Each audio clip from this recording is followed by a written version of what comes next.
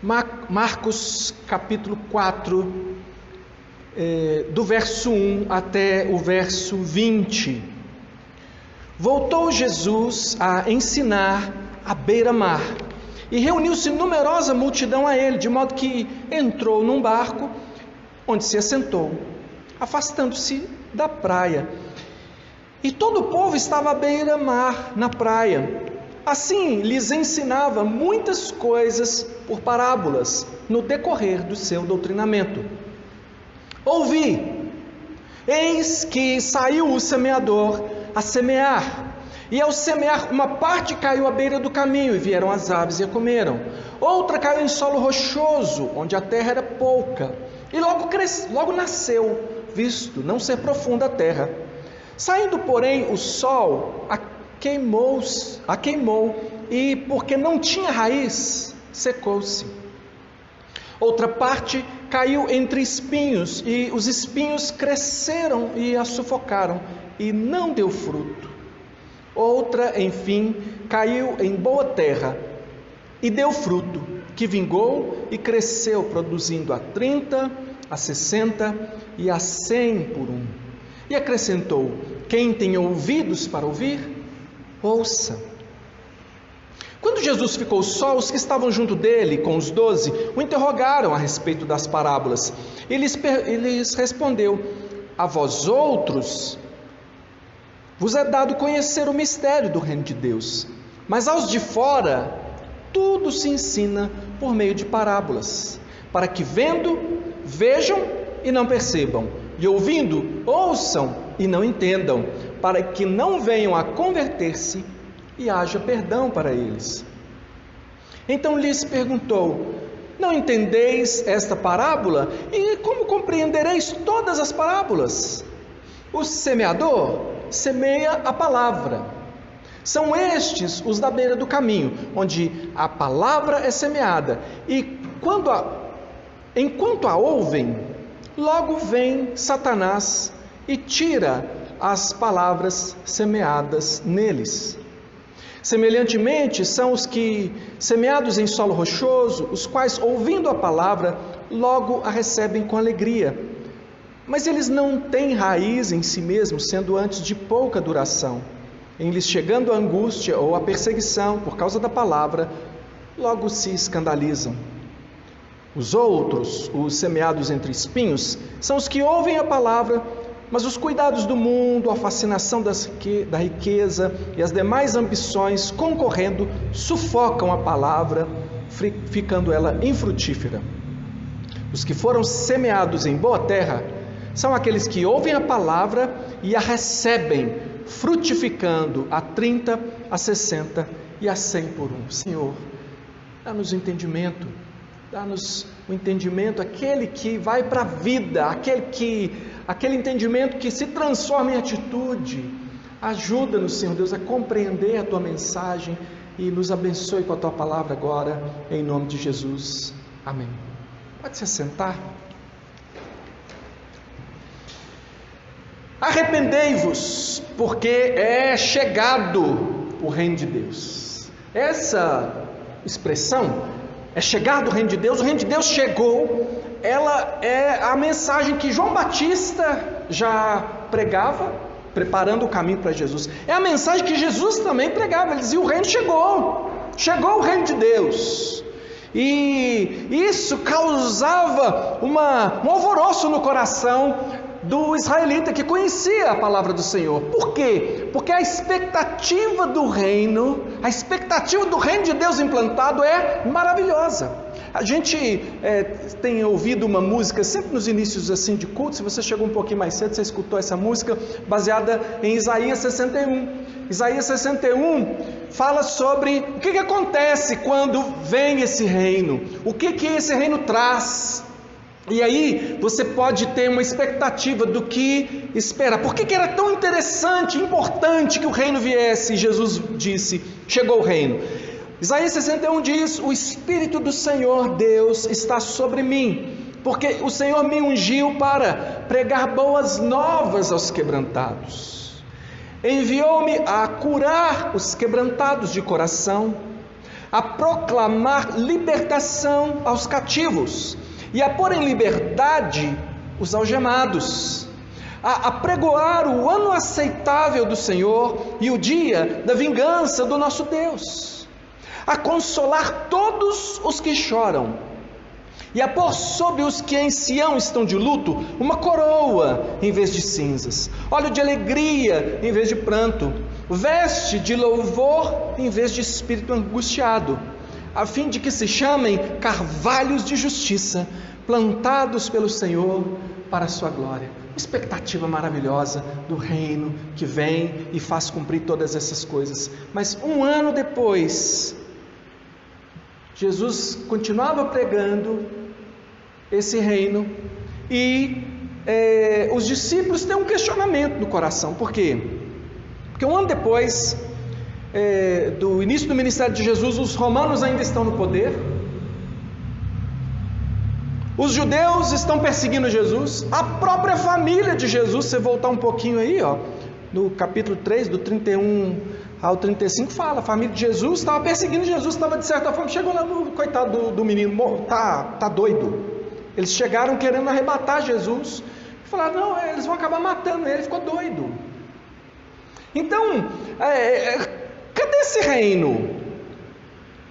Esse reino chegou? Esse reino chegou mesmo? Porque a pregação é arrependei-vos porque chegou o reino. O reino chegou? Como é que é o reino? Como é que se manifesta o reino? O que Jesus quer dizer com reino? Como é que a gente pode entender? Então, para responder esse questionamento do coração dos discípulos, e que vai responder muita coisa para você hoje também, é que o Senhor Jesus contou 4 parábolas na sequência, no mesmo dia, ele contou as 4 parábolas. Essas 4 parábolas são a parábola do semeador, a parábola da candeia, a parábola da semente e a parábola do grão de mostarda. Hoje eu quero falar só da parábola do semeador, porque a parábola do semeador como o próprio Jesus disse, é a chave para você entender todas as parábolas. Ele diz, como é que vocês vão entender todas as parábolas? Ela é a chave. E por que Jesus falou por parábolas? É interessante porque outras pessoas também falaram por parábolas. Os rabinos da época, os rabis, os mestres, também falavam por parábolas. Mas tinha uma diferença. Além do aspecto das parábolas de Jesus, que tinha alguma diferença, porque Jesus usava mais as figuras do campo e os outros usavam mais figuras de reis e coisas assim, mas Jesus usava, mas não é isso que é o mais importante. O interessante a respeito das parábolas de Jesus e dos outros rabis, é que os rabis eles vinham e diziam o seguinte, olha, eu vou ensinar para vocês tal conceito, e ele dizia, eu vou explicar para vocês, vou ensinar para vocês porque isso é assim, e aí contava uma parábola. Então ele primeiro dizia o que ele queria ensinar, depois ele contava a parábola que ilustrava aquele ensinamento que ele estava dando. Mas Jesus não, Jesus chegava e só contava a parábola. Ele não explicava a parábola. E aí chegam para ele e dizem, por que o Senhor fala por parábolas? Dessa forma o Senhor fala por parábolas. Ele disse o seguinte, para quê? Porque tem pessoas que eu não quero que entendam mesmo, porque se eles entenderem, eles vão se arrepender, e eu vou perdoar os pecados dele, eu não quero. Você leu isso? Está na sua Bíblia também? Está aqui, nós lemos. Para que ouvindo, ouçam, mas não entendam.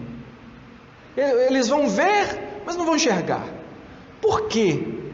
Porque o reino de Deus, ele tem esse quesito, essa questão de Deus vir diretamente a algumas pessoas, e nem todos compreendem o reino de Deus, e isso não foge do controle do Senhor, ainda que possa ser muito para a nossa cabeça, ainda que possa ser algo difícil de entender, e algumas pessoas falam assim, não, mas Deus quer salvar todo mundo.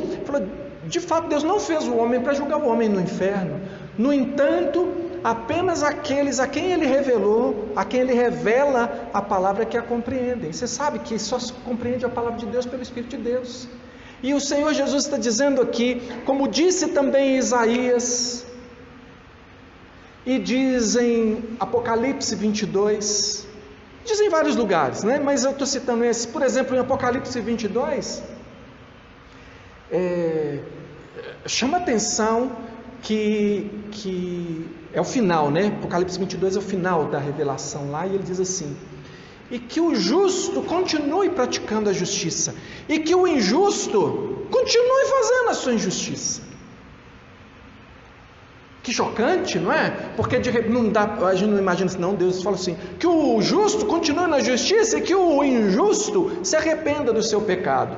Olha, irmão, é sério o caso, mas nem todos que dizem Senhor, Senhor herdarão o reino de Deus. Nem todos os que ouvem a mensagem do Evangelho vão para o céu. Muitas pessoas não serão convertidas pelo Espírito Santo de Deus e serão condenadas. E aí, a pregação do Evangelho, ela tem efeito, porque o Espírito de Deus age. O Senhor Jesus diz: as minhas ovelhas ouvem a minha voz e me seguem. Então, se você entende, se você compreende, é aquilo que Jesus disse para os discípulos: a vós outros é dado conhecer o reino, mas a eles não. Mas aos outros não. Então valorize o fato de você estar entendendo que você precisa do Senhor Jesus. Valorize o fato de você estar compreendendo a mensagem. Quando você ouve a mensagem, você entende a mensagem. Isso não é coisa banal. Quando você olha para alguém que não entende, às vezes você despreza aquela pessoa. Não despreze ninguém. Peça a Deus que revele, peça a Deus que converta, que transforme aquele coração, mas dê valor. E nem todo mundo dá valor à mensagem que recebe. Veja que os elementos aqui dessa parábola são muito simples. A semente é a palavra de Deus. O semeador é Jesus, mas também por extensão todos os discípulos de Jesus, porque nós fomos chamados para ser como nosso mestre. E ele nos comissionou para levar essa mensagem também. Os solos aí, os solos diferentes aí, é o coração do homem no mundo inteiro, porque o Evangelho é pregado a todas as pessoas. Agora, o resultado da pregação do Evangelho, né? E aí responde aquela pergunta dos discípulos: mas cadê o reino? Mas como que se manifesta o reino? Quando prenderam o Senhor Jesus e o governante lhe dizia ali: você é rei? Você é rei? Estou dizendo que você é rei, você é rei. Ele disse: se o meu reino não é desse mundo, se o meu reino fosse desse mundo, meus ministros se empenhariam por mim. O reino de Deus é espiritual, o reino de Deus é no coração, o reino de Deus, ele se manifesta em terra boa, em terra fértil, em terra que o Senhor mesmo escolheu. Mas o que a gente tem aqui, então, do resultado da pregação, e como que o reino se manifesta? O resultado, o primeiro solo é aquele que Jesus diz que é a beira do caminho, aquele terreno duro, pisado, que a semente nem entra na terra direito, nem entra. São pessoas que ouvem o Evangelho, elas ouvem que Deus é o Criador, que você não está aqui por acaso, que você não é um acidente do universo, mas que você foi criado por Deus com intenção, você foi feito imagem e semelhança de Deus, você foi feito para viver para a glória de Deus, mas que os nossos primeiros pais, Adão e Eva, resolveram viver à sua maneira, resolveram se rebelar contra Deus, resolveram desobedecer e pecar contra Deus, e o fato deles ficarem por conta própria e fazer o que eles queriam, que é o que o mundo inteiro está fazendo até hoje, fazendo o que quer e não o que Deus queira, então eles morreram espiritualmente e estavam definitivamente afastados de Deus, se tornaram inimigos de Deus. Mas Deus, na sua misericórdia, providenciou a redenção através de Jesus, que nós acabamos de explicar quando servimos a ceia do Senhor. Essa redenção por meio de Jesus Cristo que diz que Jesus Cristo é o único caminho. Ele é o caminho, a verdade e a vida. Sem Ele é impossível chegar a Deus. É preciso reconhecer os seus pecados e se converter então dos seus maus caminhos. Mas por quê? Porque haverá uma consumação e Deus vai separar justos de injustos. Mas essas pessoas têm um pequeno interesse, eles chegam até a ouvir, mas eles são audiência cativa de Satanás. Eles ouvem o Evangelho está, mas eles dão ouvidos a muitas outras pregações, e você precisa saber que Satanás prega o tempo inteiro. Ele não usa microfone, não precisa usar, ele usa outros meios muito mais sofisticados para trazer a mensagem dele. Está no contexto das novelas, está no contexto dos filmes, está no contexto da conversa com o cliente que entrou no seu estabelecimento, está no dia a dia. Satanás está pregando através de muitas vozes, e a pessoa ouve, mas ele deixa e ele continua dando ouvido a Satanás. O outro solo é um solo parecido com aquele, mas um pouquinho diferente, porque chega a acontecer alguma coisa. É o solo onde há pouca terra e rocha por baixo. Eles são um pouco mais impactados pela palavra. Parece até que vai acontecer alguma coisa, parece até que vai haver conversão. Mas a raiz não é profunda.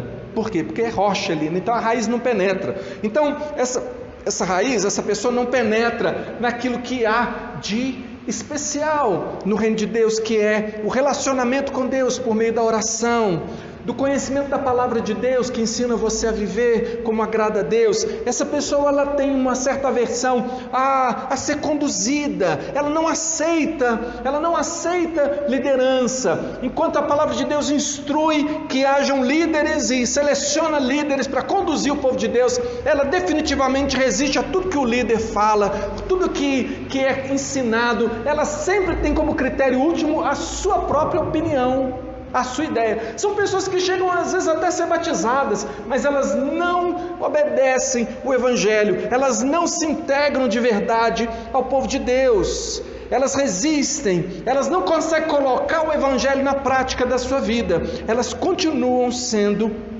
pessoas que vivem da sua própria maneira. Agora elas têm uma religião, a religião cristã, pode ser a religião evangélica, mas elas não vivem como convertidos. Essas pessoas, quando são chamadas a renunciar ao pecado, elas dizem não, elas preferem morrer para Deus do que morrer para o mundo. Então são pessoas que não alcançam, não tem raiz, então ela seca. Por quê? Porque ela não consegue beber da água viva que é Jesus.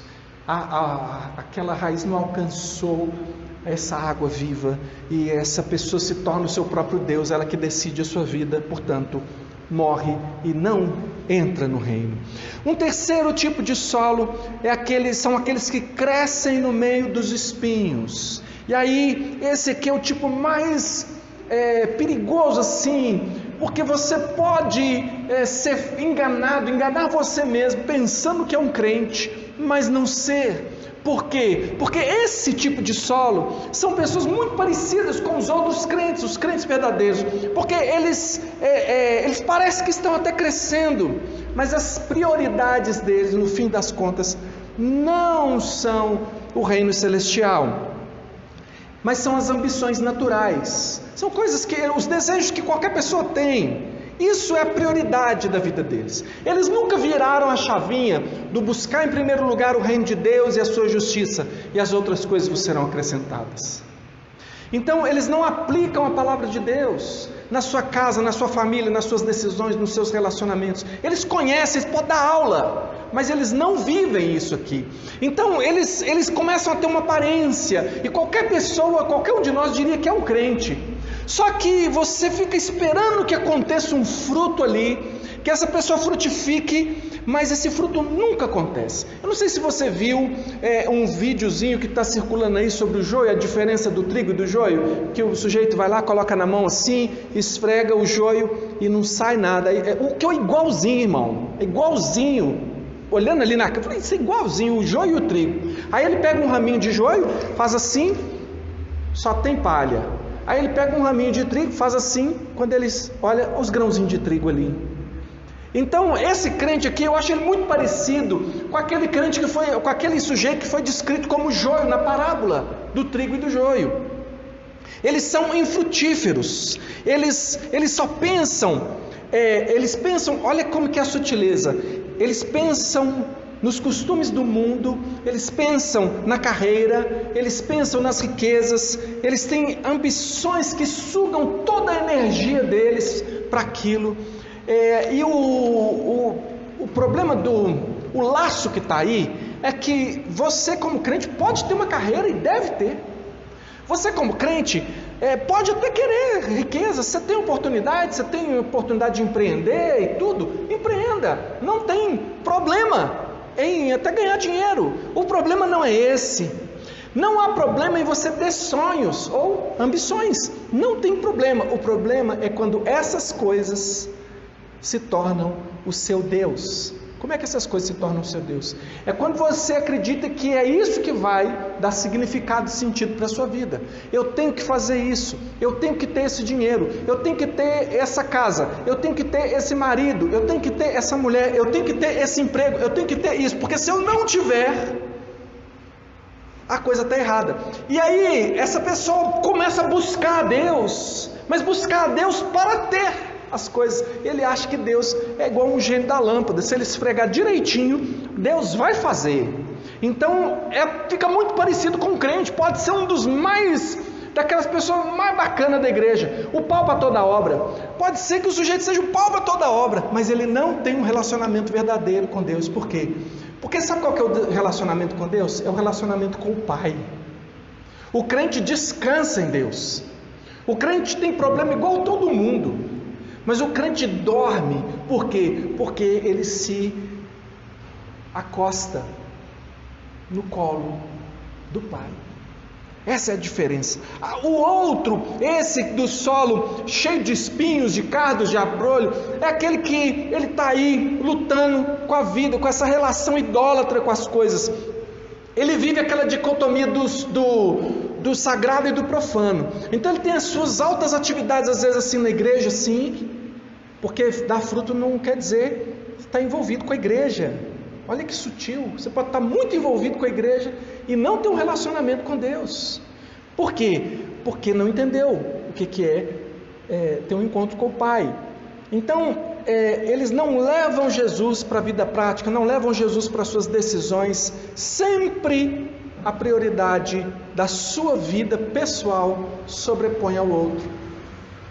Vai para o relacionamento do casal. Então, assim, é uma pessoa que está no casamento para ser feliz tão somente, simplesmente.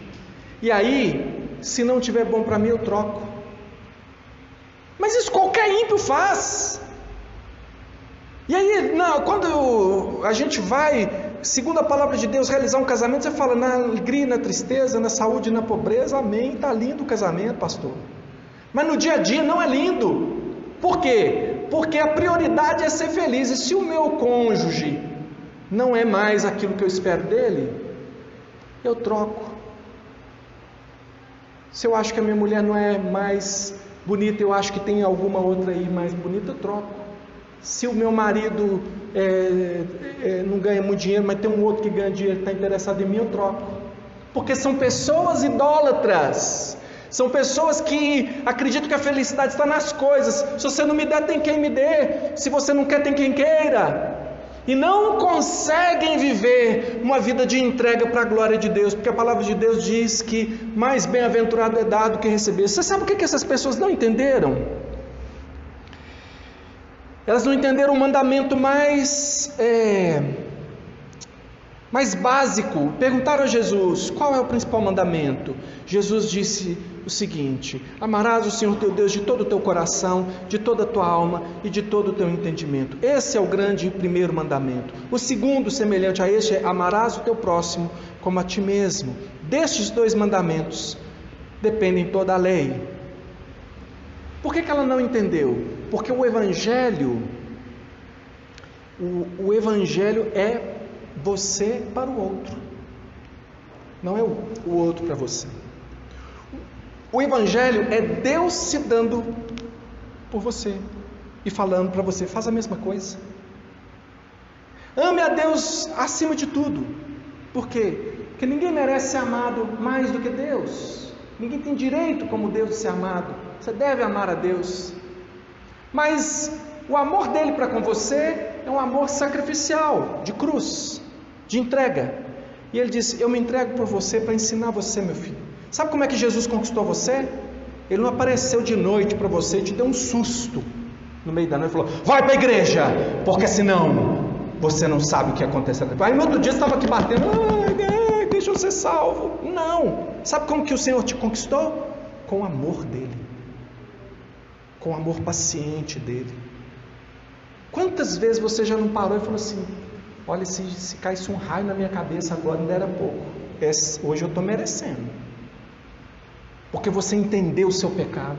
Mas o Senhor não te tratou conforme o seu pecado, mas Ele te trata com amor. O dia que você não está valendo nada, para Jesus você está valendo. Aquele marido, aquela esposa sua lá, aquele filho que você desiste dele, aquele amigo, aquela... Se você vive só para você, então você não entendeu. Mas você pode parecer um crente, você pode ser membro da igreja e tal. E a verdade, irmãos, é que cristianismo é missão no mundo para a glória de Deus. A gente se reúne como povo de Deus para quê? Para a gente se fortalecer e fazer melhor a obra de Deus. Isso é o Evangelho. Então, esse é o terceiro solo. O quarto solo, do qual eu não vou falar muito hoje, porque eu vou falar na semana que vem, quando eu pregar as outras 3 parábolas que ele falou no mesmo dia. Mas agora, a boa terra é aquele que produz a 30, 60 e a 100 por 1. Deixa eu te contar uma coisa. Naquela época, a produção de 10 por 1 era considerada uma boa produção, uma produção razoável, era o esperado, entre 7,5 e 10 por 1. Não era impossível ter 30 por 1 não, mas era muito bom. Agora 30, 60, 100 por 1 é uma boa produção. E o que Jesus está dizendo é o seguinte, que o crente de verdade, o mais fraquinho dele produz muito. Ele é uma pessoa que entendeu, alguém que realmente crê e vive como aquilo que ele crê. Ele espera em Deus. Mas eu vou explicar isso mais profundamente na semana que vem. O que eu quero que você entenda hoje é que o reino de Deus, que os discípulos perguntou, mas cadê o reino? E que você hoje perguntou, onde está o reino de Deus? O reino de Deus está implantado, ele está acontecendo, mas o reino de Deus é a palavra de Deus frutificando na vida prática dos filhos de Deus. Quem tem ouvidos ouça. Nem todos compreendem isso. Jesus diz, quem tem ouvidos ouça. Mas o reino de Deus é a palavra de Deus frutificando na vida prática dos filhos de Deus. Não existe esse negócio de ser cidadão do reino de Deus e não ter frutos. Está escrito para todo lado na Bíblia que pelos frutos se conhece. Essa questão do fruto é muito conhecida nossa. Então, Deus realmente, irmãos, aí que eu quero que você entenda, a mensagem de Jesus está de pé. Ele realmente quer trazer as boas novas de cura aos quebrantados, de liberdade para os cativos. Talvez seja você cativo de algum pecado, de alguma situação, consolo para os que choram. Ele quer coroar você que perdeu tudo. Ele quer colocar louvor na sua boca. Ele quer te dar força e permanência e perseverança como um carvalho. Mas Ele não vai dar isso a todos. Alguns vão permanecer ouvindo Satanás. Alguns não saciarão a sua sede com a água viva do reino de Deus. Alguns vão viver como religiosos e sem frutos verdadeiros. Mas os que amam o Rei, os que amam as suas leis, os que amam a sua morte e a sua ressurreição, a sua volta, esses são os mais do que vencedores. E lá em Apocalipse fala deles: ao vencedor dar-lhe-ei que se assente comigo no meu trono. Ao vencedor dar-lhe-ei de beber da água da vida. Ao vencedor darei. Ao vencedor, esse que vence o mundo, esse que ama o Senhor Jesus, esse que entrega de verdade a vida toda, esse que faz o compromisso: Senhor, a partir de hoje as decisões da minha vida vão ser conforme a tua palavra. Pode dar errado para mim, mas eu quero que dê conforme a tua palavra. O que acontece? Dá certo. Dá certo conforme Deus. Eu quero, irmão, a gente já está terminando, eu quero perder em nome de Jesus. Eu quero adoecer em nome de Jesus. Eu quero morrer em nome de Jesus. Tem gente que fala, bate na boca. Irmão, quando parece que está dando errado, se é com Jesus, se é conforme a vontade de Deus, eu quero para mim. Eu não quero que a minha vida dê certo conforme o mundo e dê errado no meu encontro final com o Senhor Jesus. Isso eu não quero.